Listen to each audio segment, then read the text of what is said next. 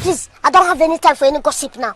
Eh? Yes. Thank you to everyone who's been supporting me, who's been commenting, who's been sharing, who's been telling me stories and writing to me and just being so supportive. I appreciate you so much, way more than you know. It got to be a little bit, and that's to be expected for those of you who just think that I'm just chaos for this. And I did want to come back on and just say that I really hope that this prompted you to have a conversation with your own family and that you decided to give your family or your friends or whoever it is a safe space to be able to talk about this in these conversations, because we normally, typically, and I'm talking about from the African American community, we really decide to sweep these things under the rug, and we have to stop doing that, and we have to have these conversations, and we have to talk about these things in these situations. As much as sometimes I feel like it was negative, it was positive in the sense that we actually had these conversations. So that I'm really grateful for. And another thing that I want to say is that telling your story after being silenced is not an easy task. You know, I wish that I could just beautifully talk about the situation and it makes sense and everything, every piece is put together. It's not how it works. When you've been silenced and when you start telling your story, it's like peeling an onion, you know? Sometimes the first time you tell the story, it's messy, pieces aren't together, but you're finally using that part of your voice to start speaking. And then you peel the next layer off and it gets easier to talk about. So I wanted to showcase that in itself so that whoever is going through what I'm going through, whoever's been silenced, but they're learning to use your voice, you can understand too that it's not a journey that's just an easy journey. It's something that you have to work on and work towards. And the more you tell your story, the better you get to tell the story. I don't even know if I want to get into it all again, just because there's a lot of things that go into deciding to tell your story. When you decide to tell your story, it's going to affect somebody else, and someone else can feel hurt and someone else can feel betrayed, and it can lead to so many things. But for me, I am so happy. I feel freer. My voice feels easier. My throat feels lighter. I don't know. I just feel like I don't have to carry this anymore because it was never mine to carry in the first place. But I just feel so much lighter. I just feel free, and I'm proud of myself actually for what I've done, because it was not easy. It's not easy to do it, but it's also not easy to do it when your family is who they are with the platforms that they have, and then putting it on the TV show. And I also want to commend my own family for doing that as well, because we are really showing you what is real life. This is real life. Families go through things. It's ups, it's downs. It's not always easy. It's not always a trajectory to the moon or at an incline of greatness. You have your ups and you have your downs. And so I also appreciate them for even putting it on the show. And as much as a bad rap that it's getting, I really hope, and I've seen it, that we're having these conversations about this topic. It's so important. This was not the first time of me telling this story. This has been years. It started me telling this story when my sister passed away. So this is years of me getting to this point, to this layer. I always stand true by what I said. I always stand true by what happened. And I don't know if there was a right or wrong way, the way I handled it. I don't think that there was. And with what I speak with my therapist with, there was no right or wrong way to tell the story. I just had to tell the story. And I knew that I was going to get repercussions, and I knew that I was going to get backlash, and I knew that I wasn't always going to be supported, but it wasn't about anybody else. It was all about me. And now there's this part of me that's just prepare my body for kids, that I just get to pass on a legacy to my kids where I'm not holding on to that anymore. It's not inside of me. It doesn't live within me. And I always want my kids to have something better than what I had. Truly, I've forgiven everybody in this situation. It's something that for me is in the past. I believe that a lot of people were hurt. I'm not the only victim in this situation. But I just really hope that if you're a mom, if you're an aunt, if you're a woman, that you can make the choice to just listen to the other person or the child actually in this situation, because it was a child, that you're able to sit with the child, give them a safe space to talk, listen to them, and make a judgment of how to handle the situation that gives the child safety. I didn't have safety within my family or within my home. I didn't have I wasn't safe. I was not safe. I don't ever want another woman to feel like that, especially if you're a kid and something happened to you that you didn't ask for and you've just had to deal with it. And I think that anybody who has been silenced, who has had something happen to them, I just hope that my story shows you that it's not always easy. But I still hope that you find the courage to do it, even though sometimes it's not going to go how you plan it. Even though people are not always going to support you, you still have to tell your story. And everybody's story is worthy and deserving of being heard. Every single person's story is worthy to be heard. So I just hope that I'm a real example of what happens in any family. Use me as an example of like what's the worst that could happen, because it wasn't even that bad, but use me as an example for you if you need to tell your story. Use me.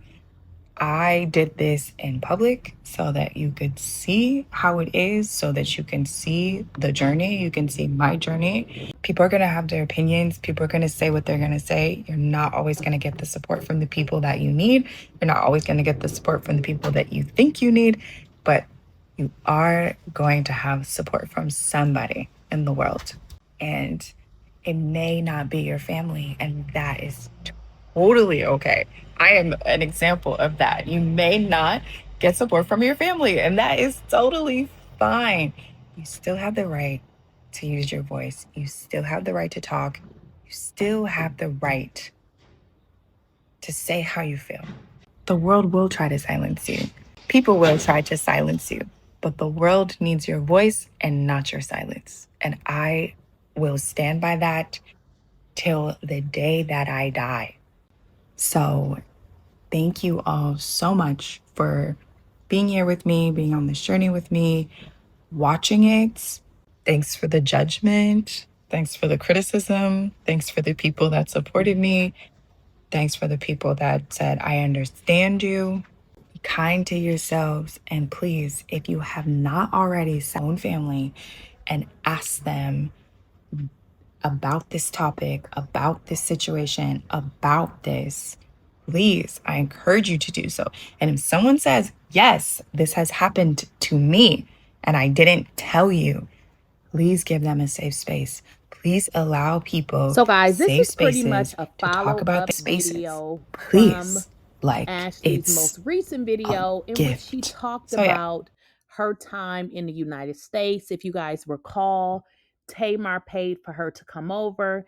She shot on Tamar's podcast. Now, Ashlee was, giving thanks for, the Braxtons, her, well, I would say to Tamar for actually inviting her, but we didn't really see anything. So we really didn't see anything that they actually talked about. And I'm really not sure, what was the reason for Ashlee coming, because I would assume maybe after Ashlee's father sent the cease and desist, maybe they decided not to air it.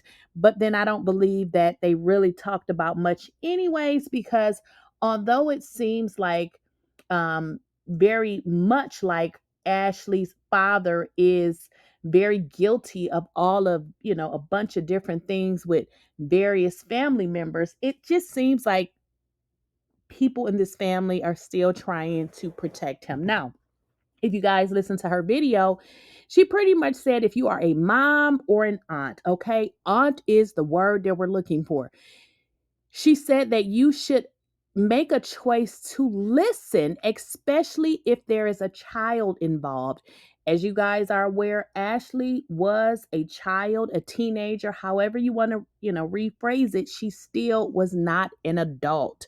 Ashley spoke about, not having a safe place or not feeling like she had a safe place to be heard. She said that she didn't even feel safe within her own family.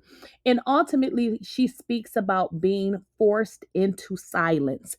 Now, with regards to, this video, it seems like, another reason why she's doing it is for other people who may have, been in a situation where they feel like, they want to tell their story, which I totally agree. If you are feeling, as if you're in bondage because of something that happened to you and you've been holding it, I agree. Let it loose, let it go. And then if you guys recall, Ashley did not just come out and start telling her story. In fact, she's been talking about this story for years. So it was very interesting that Toni Braxton acted as if she had never heard about this story and was pretty much like, well, what is Ashley talking about? When Ashley had been talking about this story for years.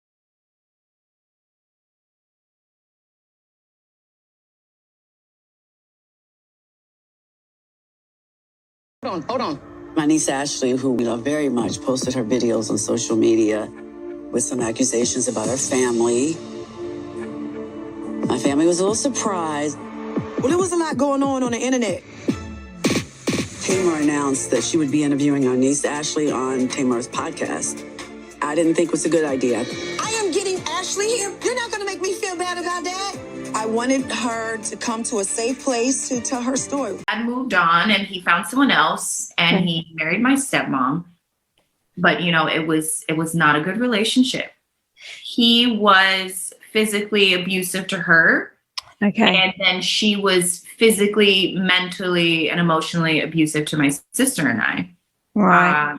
And did you have contact with mum, like after mum had gone? No. Interesting enough, I never had contact with her. She also has 3 kids. Wow. So she moved on. Yeah. But I would sometimes see her sister and her mom and her dad sometimes. Yeah. I had a girl cousin, but it was always up and down. It was always some sort of a roller coaster. But after that, I never seen her ever again. Wow. So was it like you sort of like, I know she's out there and it kind of through the grapevine, you might hear something like, oh, she's out there doing this, that, and the other, but she's just not reaching out to you.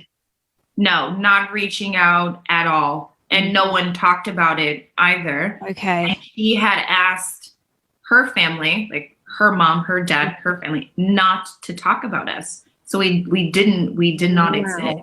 Wow. Yeah.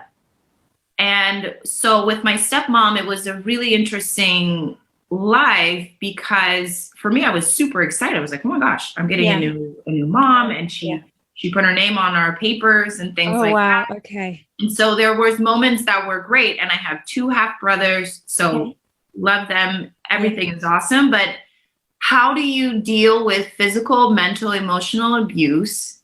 I would tell my dad, hey, I'm being abused. Mm-hmm. And not, like I wet the bed and I had to lick it up. Mm-hmm. Or maybe I was slapped so hard down the stairs. Or maybe I was punched in my face. Or maybe she held my ear and decided to scream in it for the next 2 minutes. I mean, it kind of was up and down. Right. And if I told my dad, then he would come home. He's a nurse. Right. So he worked the day shift. He would come home. And at night, it was so traumatic to listen to them physically beating each other in the next room. So what do you do? Do you tell and risk, watching someone else get beat? No fun. Yeah. And then having the aftermath of it turned onto you. So it's just a never ending cycle and circle. In terms of the things that caused animosity between the two of them, was that related to the way in which she was treating you and your sister? Or was that their own issues that were separate to the rest of the family dynamics? It was both. Okay. It was both. So there would be marital issues that didn't have anything to do with us. But then I don't know why my stepmom, she referred to my sister and I as the N-word. Wow. Yeah. So we were the N-word, and we were also referred to as she, they, or them. That was like our names. Yeah. And so there was always something that she, they, or them did that perhaps she didn't care for. Okay. And then that's how it would transfer. And what did that do? So you had stepbrothers. Did they come with her? Were they part of the package, or did they come along later? They came along later. Okay. So my sister is 3 years younger than I am. My oldest younger brother is 4 years. And then after that, it's 8 years. Okay. Okay. So they came after. And it's unfortunate that even now we don't have a relationship, because you were just pit against each other. Yeah. So the household was like all for one and one for all. You better guard up. Wow. And it's not really healthy. No, definitely not. No. You know, I was wondering, like, what would the effects of those circumstances be on the younger brothers? Because it would be very difficult for them to, I guess, develop respect towards you and your sister. Mm-hmm. Yeah. We don't see eye to eye, because the way they see life is very different than the way I've seen it. And so for them, it's hard, which is understandable. Yeah. When I'm speaking these things about their mother, these are quite harsh accusations of course. that I'm saying. Yeah. And if you were not there to grasp what was happening, then perhaps you think and be like, I think this is a little far-fetched. Yes. And that was something that was really hard for me, because I come from this family. My stepmom is great at just being the PTA mom. You know, she really was there for us in times of school. And same with my dad. My dad is a nurse. He's established, he's distinguished. So even trying to go to school to talk to the counselor about it, it was always like, are you lying? Yeah. Yeah. It, from the outside looking in, right, it looked like a nice shiny family. Exactly. Yeah. Yeah. So when did you ever have anyone that kind of stepped in and advocated for you or spoke up for you, or, you know, a point at which you shared this with someone who took it more seriously? Mm-hmm. There were some family members that tried their best. Okay. Grandma, for instance, and a few of my aunts to come in and step in. But, you know, I'm never angry or upset with them. They tried their best. It was the moment where my dad would come back and say, like, hey, guys, this is her house too. So they would come up to our house and they would confront my stepmom and be like, what is happening here? Yeah. And when my father then would in return call and say, hey, this is her house, don't show up here this way. Right.